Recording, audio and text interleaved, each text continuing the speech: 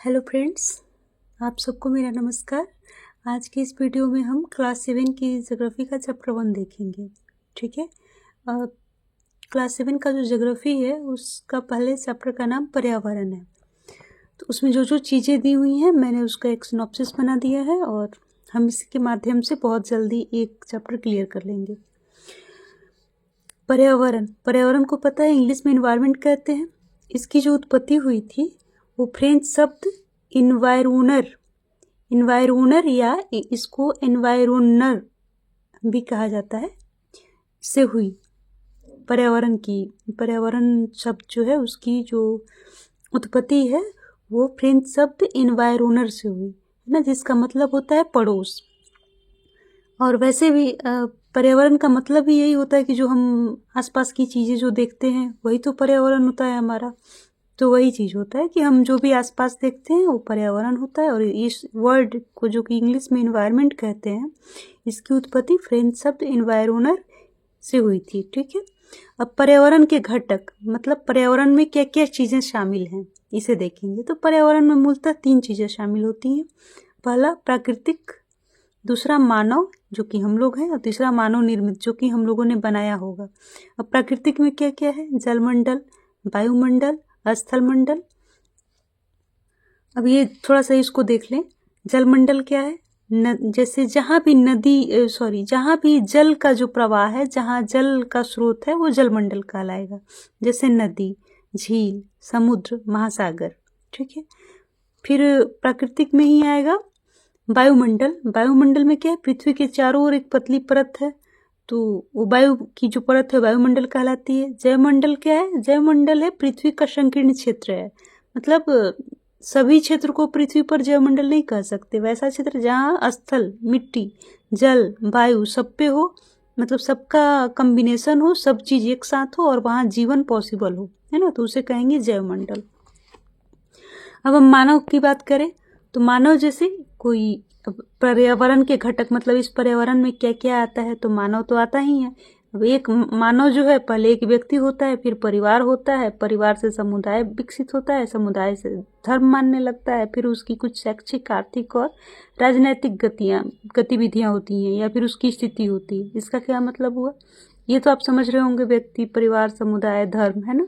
शैक्षिक का मतलब उसका शिक्षा, आर्थिक मतलब उसके पास वित्तीय स्थिति, जो उसके पास रुपया पैसा की जो स्थिति, राजनैतिक स्थिति मतलब वो किस प्रकार के लोकतंत्र में या फिर कैसे कम्युनिज्म में कहाँ रह रहा है, ये कुछ ना कुछ उसका कंडीशन होगा। तीसरा है मानव निर्मित। जैसे हम लोग मानव जो इंसान है बहुत कुछ बनाता है, जैसे पार्क, पुल, सड़क, उद्योग, रेलवे, बहुत सारी चीजें।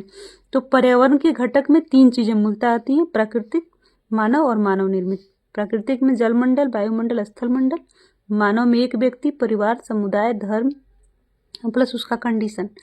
और मानव निर्मित में जो लोगों ने चीजें बनाई हैं। ठीक है। अच्छा, अब इसको जरा सा देख लें। अब प्राकृतिक पर्यावरण में क्या क्या चीजें आती है? स्थल मंडल, पृथ्वी का ठोस परपटी या कठोर ऊपरी परत। हम जो हमारी जो पृथ्वी है ना, और इसके ऊपर जो एक मिट्टी का जो लेयर दिखता है, जो कठोर मिट्टी का जो लेयर होता है, वो क्या होता है?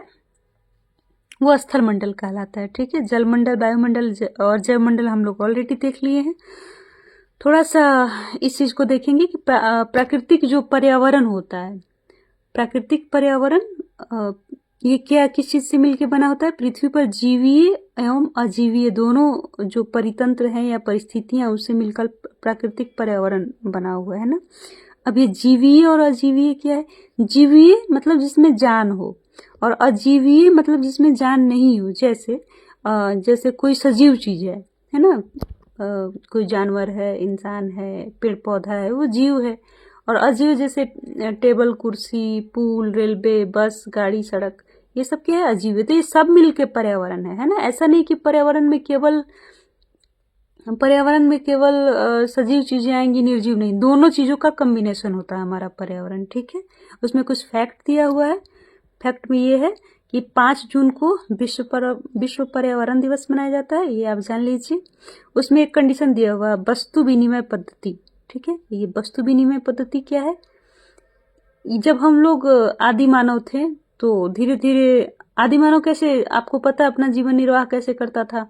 जानवरों को मार के, पेड़ पौधों से फल मूल कंद इकट्ठा करके करता था, है ना।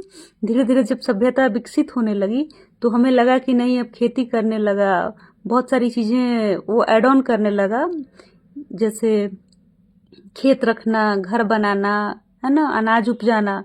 तो पहले ये जो अभी हम लोग रुपया में कुछ खरीदते हैं, पहले ये मुद्रा रुपया नहीं हुआ करता था, सामान के बदले सामान। जैसे मेरे पास चावल है और आपके पास गेहूं है, मुझे रोटी खाने का मन है, आपको चावल खाने का मन है, मैंने अपना गेहूं आपको दे दिया और आपका चावल, मतलब चेंज कर लिया, है ना।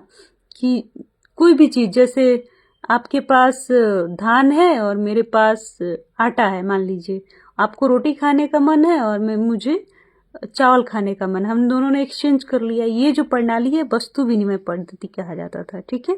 इसमें धन का प्रयोग नहीं होता था। बस इतना ही है, आप इसका स्क्रीनशॉट ले सकते हैं और ट्राई कीजिए कि इसका एक नोट्स बना लीजिए, और इसे अगर आप बार बार देखेंगे तो इसका शॉर्ट रिवीजन भी हो जाएगा। अगर वीडियो अच्छी लगे तो प्लीज़ आप इसे सब्सक्राइब कीजिएगा, अपने फ्रेंड्स के साथ शेयर कीजिएगा। Thank you.